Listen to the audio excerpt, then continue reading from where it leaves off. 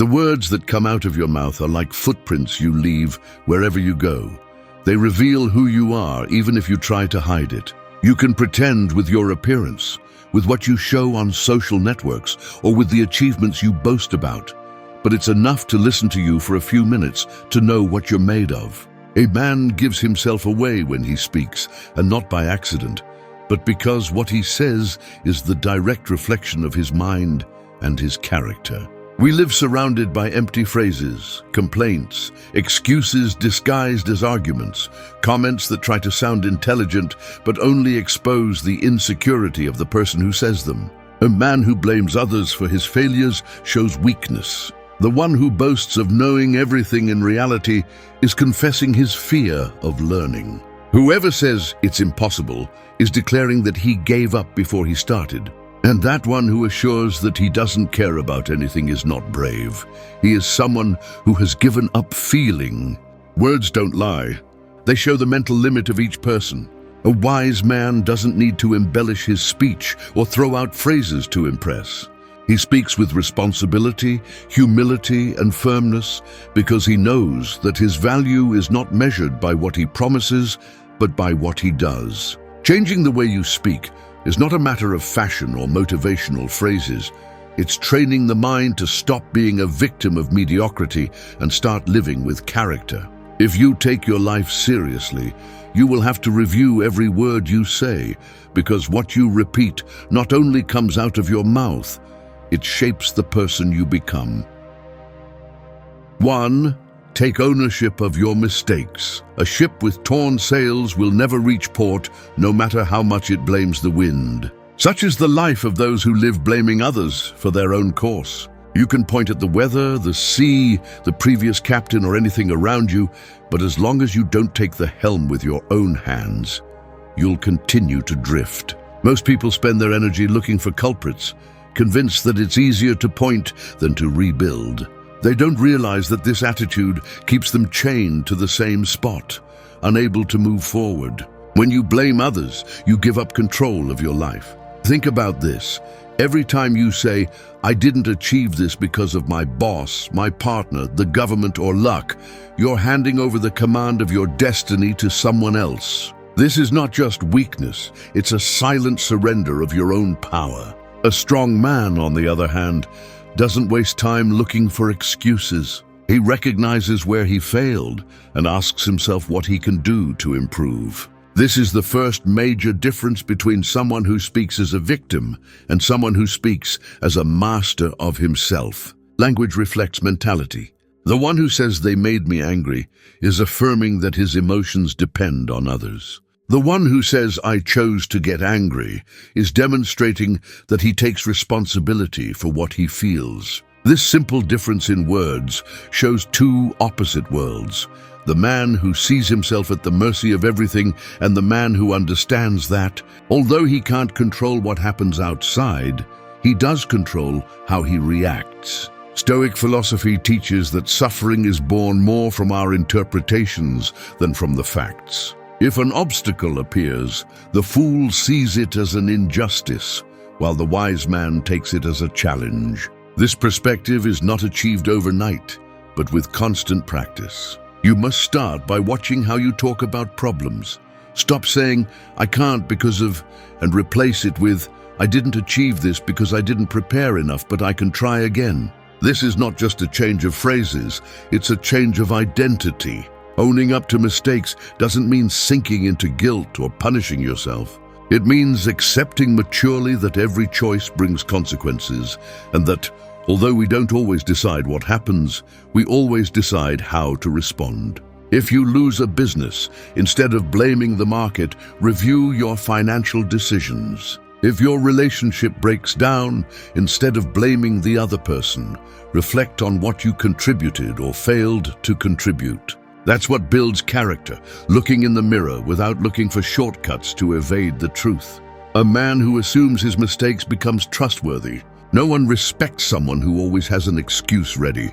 Respect is given to the one who says, "I failed, but I will correct it." That kind of character inspires more than any adorned speech. Also, when you accept your responsibility, you regain control. You no longer wait for circumstances to magically change, you start to change yourself. Many flee from this attitude because it hurts to recognize one's own fragility. However, the pain of truth is brief and liberating, while the weight of lies and excuses is endless. Every time you blame someone else, you carry one more stone in your backpack. When you accept your mistake, you drop that weight and move forward with greater lightness. Stoicism reminds us that virtue is not in what we say we will do, but in how we act in the face of adversity. Owning up to mistakes is an act of courage, because it means admitting that we could have done better and that we are willing to try again. This practice becomes a habit when every night you review your day and honestly ask yourself, where could I have acted better? What words did I use that showed weakness? What can I correct tomorrow?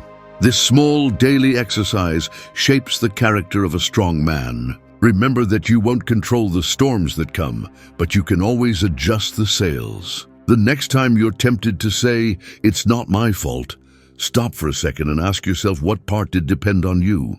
At first it may be uncomfortable, but gradually you'll discover that discomfort is a sign of growth. What is not acknowledged cannot be improved, and what is not improved is repeated. A man who takes ownership of his mistakes becomes the master of his life. While others waste time looking for culprits, he looks for solutions. While others see problems, he sees learning opportunities. That is true strength, not running away from responsibility, but embracing it. Because in the end, life respects those who stop hiding behind excuses and face themselves with a firm gaze and intact character. 2. Be quiet and learn before you boast. A young tree that tries to show its shade before growing ends up breaking with the first strong wind. The same happens with those who talk too much before they have learned enough. They want to project greatness, but only expose their fragility. A man who boasts knowledge without having cultivated it is like an empty cup that makes noise at the slightest blow. It sounds a lot, but it nourishes no one. In our time, where everyone has an opinion and social media turns anyone into a supposed expert, silence has become an act of rebellion. Most people believe that talking more equals knowing more, when in reality, truly wise men listen more than they speak. They understand that every word has weight, and that if pronounced without support, it becomes smoke that the wind carries away. Whoever boasts without having mastered what they say ends up looking ridiculous when the facts contradict them. It is the trap of vanity, confusing the appearance of knowledge with true wisdom. Stoicism teaches that a prudent man is one who recognizes how much he has yet to learn, because only he can grow. When you admit that you do not know everything, you make room for knowledge. On the other hand, if you fill yourself with empty words, you close the door to learning. Language reveals a person's level of humility. The one who constantly says, "I already know," is blocking the opportunity to discover something new. The one who is silent to listen shows inner strength because he does not need to prove his worth with speeches. This principle seems simple, but it is one of the hardest to apply because the ego always wants to be seen and admired. However, a man who speaks less and observes more gains an advantage. He learns from others' mistakes, understands the dynamics around him, and avoids getting caught in unnecessary conflicts. There is a huge difference between the one who is silent out of fear and the one who is silent out of wisdom. The former keeps silent because he fears being judged. The latter chooses to be silent because he knows that not everything deserves a response. The silence of the wise man is strategic, not submissive. He listens, analyzes, absorbs, and only intervenes when he has something valuable to contribute. This is how he builds credibility, not with promises or grandiloquent phrases, but with facts and measured words. To boast premature knowledge is like sowing seeds in dry soil. They do not germinate and are lost. Therefore, before trying to impress others, focus on nourishing your mind. Listen to those with experience, ask more than you opine, and observe carefully. Every conversation can become a lesson if you are willing to be quiet enough to receive it. Stoicism reminds us that mastering the tongue is part of self-mastery. A man who cannot control his impulse to speak is at the mercy of his vanity. On the other hand, the one who chooses his words carefully shows that he also knows how to govern his emotions. Practicing conscious silence strengthens the mind because it forces you to reflect before reacting and gives you space to understand before judging. Being quiet and learning does not mean repressing your voice forever. It means waiting for the right moment to speak, and when you do, let your words carry the weight of experience and reflection. This makes you more respected because people perceive the difference between the one who speaks to impress and the one who speaks to build.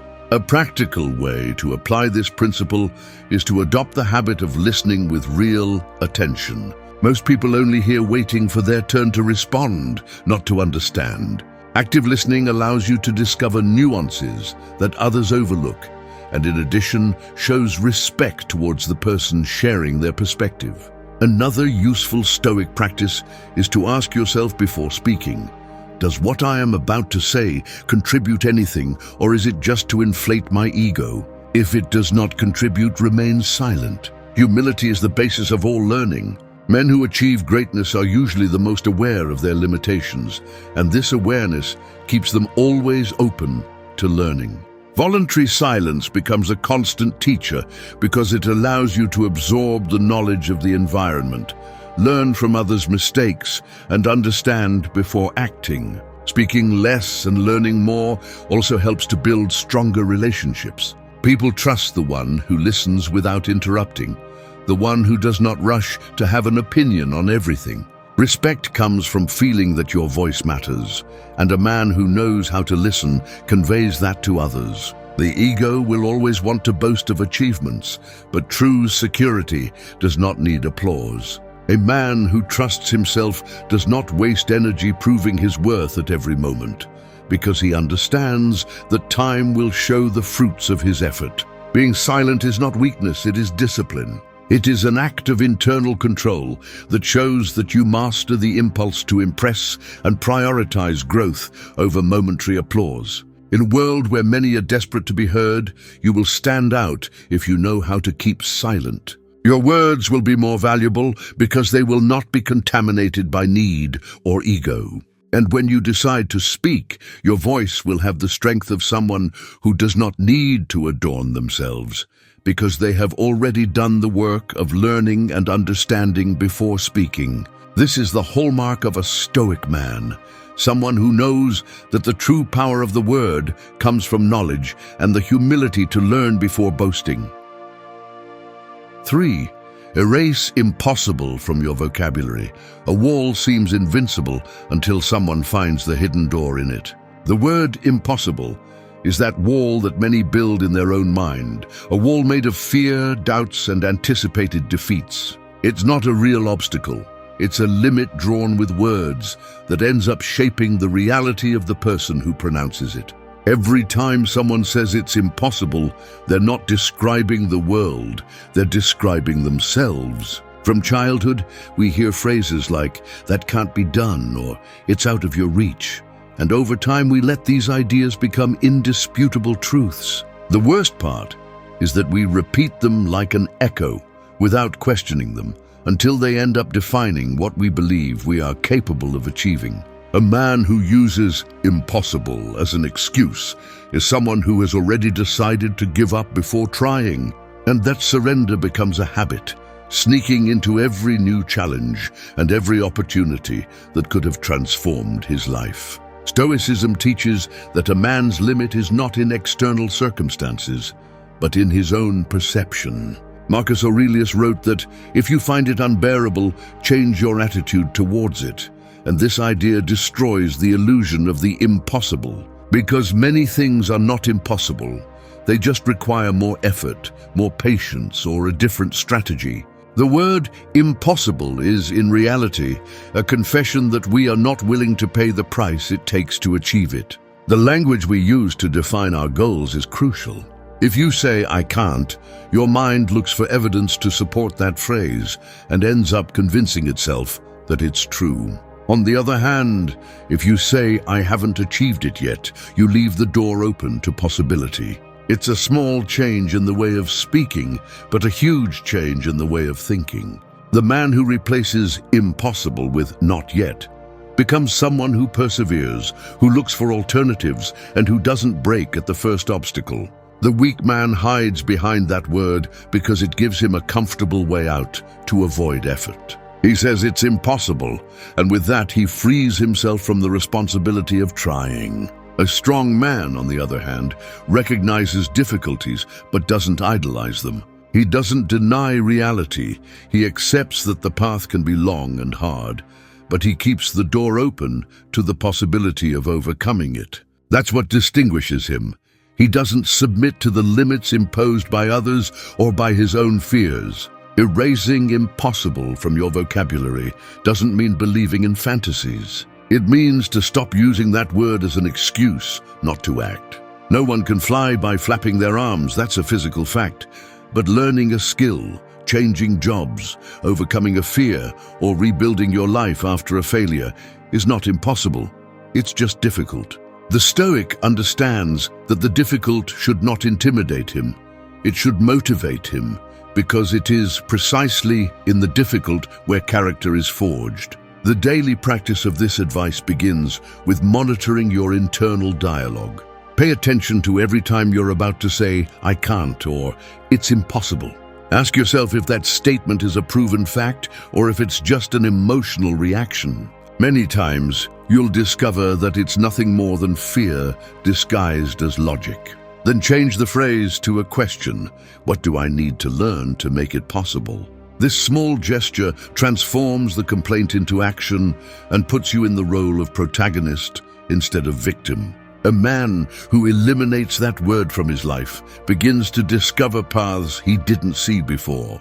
The mind looks for solutions when it stops accepting defeat as destiny. This Stoic attitude not only strengthens the will, it also inspires others. Someone who faces challenges without giving up becomes an example of what it means to have character. He doesn't need to shout it or show off, his actions speak for him. Another important aspect is to surround yourself with people who have also erased that word from their vocabulary. The company of conformist and negative people ends up spreading the same limited vision. On the other hand, being close to those who see possibilities, even in adversity, reminds you that the impossible is almost always just an opinion, not a fact. The man who perseveres understands that there will be failures along the way, but he doesn't use them as a justification to give up.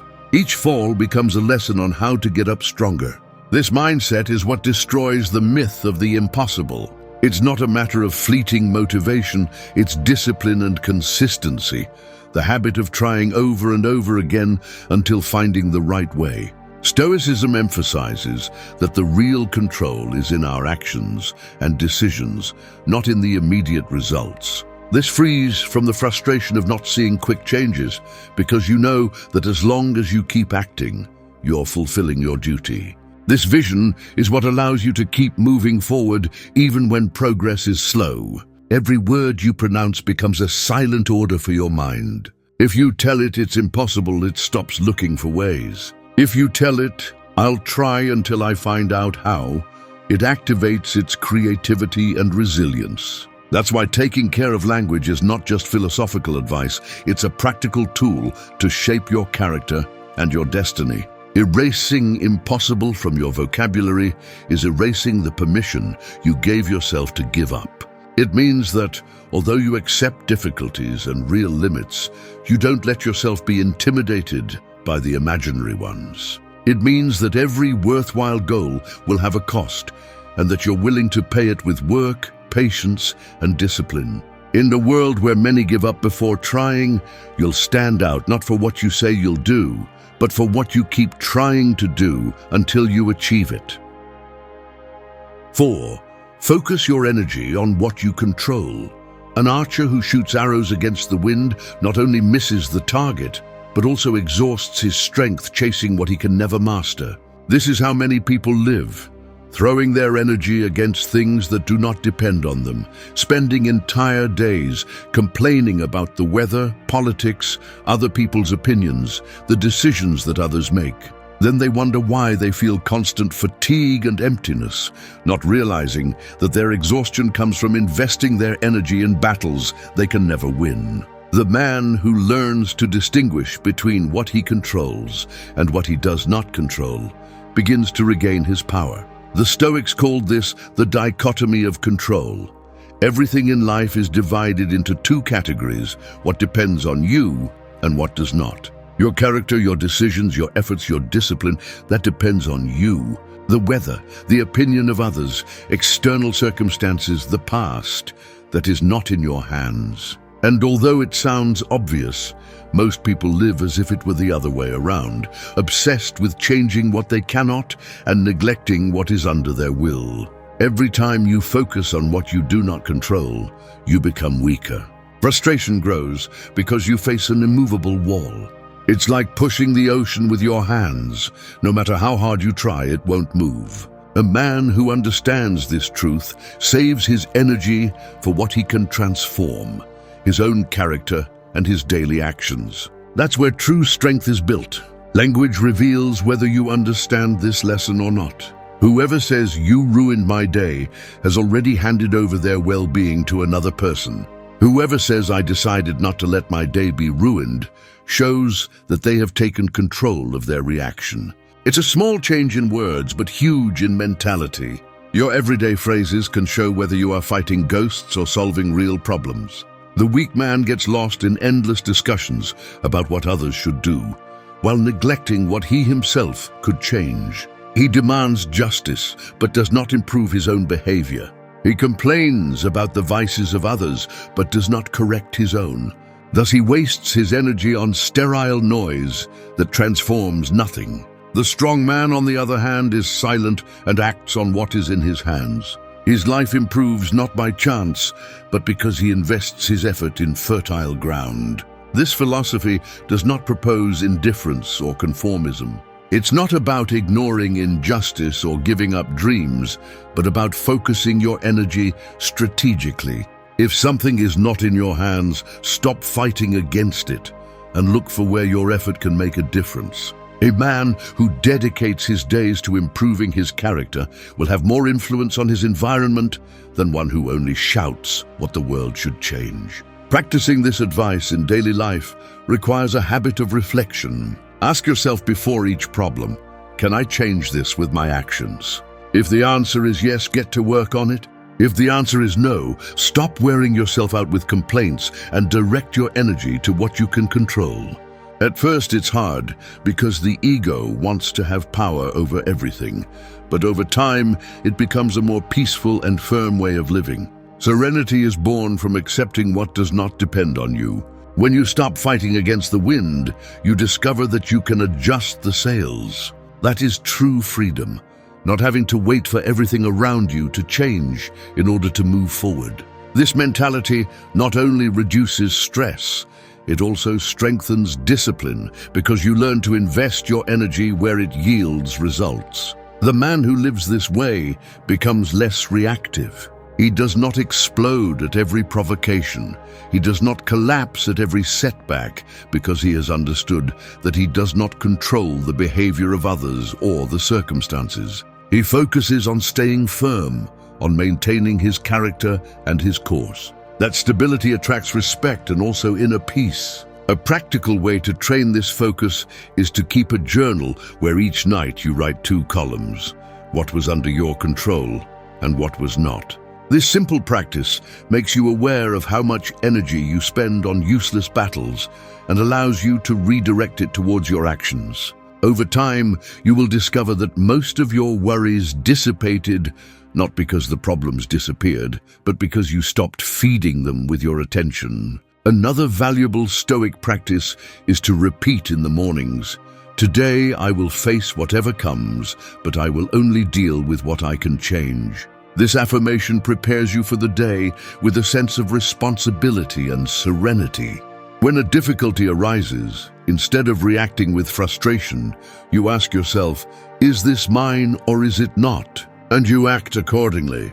The man who focuses his energy on what he controls does not waste time in vain disputes. His words stop revolving around blame and complaints and start revolving around solutions and decisions. He is more productive, more disciplined, and more respected because he does not scatter with distractions that only wear out. While many exhaust themselves trying to change the world without changing themselves, he concentrates his energy on what he can shape: his character, his habits, his behavior. And paradoxically, that self-control ends up influencing his environment more than the complaints of others. Because a man who leads by example shows that true power lies in what you do, not in what you claim. In a world saturated with noise and complaints, you stand out when you choose the right focus. You don't wear yourself out fighting with what you can't touch. You don't waste your energy on sterile discussions or expectations about others. You concentrate it on what depends on you, and that silent discipline ends up building tangible results. There lies true mastery, not in controlling the wind, but in firmly steering the helm of your own ship. 5. Think about what you give, not what you receive.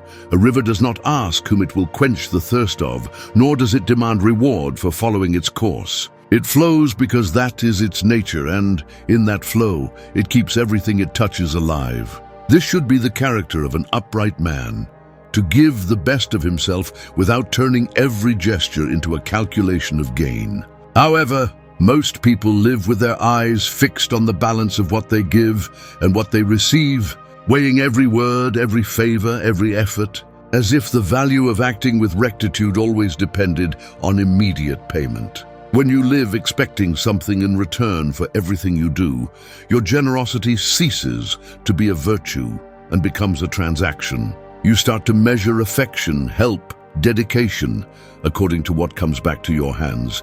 And every time you do not receive what you expected, frustration and resentment arise. This habit erodes character because it turns kindness into a business and collaboration into a tool of manipulation. Stoicism teaches that virtue is an end in itself, not a means to win favors or applause. A man who acts only for external reward is a slave to circumstances because his motivation depends on others. On the other hand, the one who acts out of inner conviction maintains his integrity intact even when he does not receive recognition. This is true strength, not to let the value of your actions depend on the gratitude of others. Everyday language reveals if you have fallen into this trap. Whoever says, "What do I gain from this?" before doing something shows that their moral compass points towards convenience, not towards rectitude. Whoever says, "I will do what is right because it is right," shows that their character is supported by principles and not by benefits. Changing this way of thinking and speaking transforms not only your attitude, but also the quality of your relationships, because people trust those who act authentically. A man who obsesses over what he will receive ends up disappointed even with the closest people. He expects everyone to correspond exactly as he wants, and forgets that no one is obliged to fulfill his expectations. This attachment to immediate reciprocity generates unnecessary conflicts and feeds the ego. Living like this is carrying an invisible chain that limits your emotional freedom, because your peace depends on the behavior of others. Thinking first about what you give does not mean allowing abuses or accepting injustices. It means prioritizing intention over retribution. It means choosing conscious generosity, not blind sacrifice. A man who gives from his inner conviction does not lose dignity because he does not seek to please everyone. He acts with purpose and sets limits when necessary. Stoicism considers that true satisfaction comes from living according to virtue, and one of those virtues is justice, to give each one what he deserves without expecting applause. This includes fulfilling your duties, treating with respect, helping when you can, and keeping your word. These acts strengthen character because they remind you that your value does not depend on what you accumulate, but on what you contribute to the common good. Practicing this principle in daily life requires training the mind before each action. Ask yourself, am I doing it because it is right or because I expect to receive something? If the answer is the latter, stop and reconsider. This reflection helps you get rid of the habit of acting out of self-interest and trains you to find satisfaction in the mere fact of acting with rectitude. A practical tool is the habit of gratitude. When you focus on being thankful for what you already have, the desire to demand compensations decreases. You start to see every opportunity to help as a privilege, not as a burden. This not only improves your character, it also protects you from resentment because you stop feeling that the world owes you something for every effort you make. The man who thinks about what he gives develops stronger relationships. Others perceive that his support is genuine and not a trick to get something. This authenticity generates trust and respect, two qualities that cannot be bought or imposed. They are built with consistency over time. Another aspect that strengthens character by practicing this advice is that you learn to detach from the result. You act on principles, not on guarantees, and that makes you more resilient to disappointments. When you help and do not receive gratitude, you do not break. When you do good and do not get recognition, you do not lose your way. This emotional independence gives you a peace that few know. The ego will always want to measure what you give and demand a return. But the man who chooses to live with purpose instead of interest learns to silence that inner voice. Each selfless act is a training against selfishness. Every time you choose to give without expecting applause, you reinforce control over your mind and show that your character is not for sale. The world needs more men who act guided by principles and fewer who calculate their generosity as if it were a commercial exchange. That is the mark of a Stoic man. His value does not depend on the reward. His satisfaction comes from living according to what he considers just and honorable. In a time when many only think about what they can get out of each situation, you will stand out if you focus on what you can contribute. Not because you are naive or because you ignore your own limits, but because you understand that the true legacy you leave is not in what you accumulate, but in what you share. This is the kind of strength that remains, even when all material things disappear. The strength of a character that does not negotiate its principles for convenience.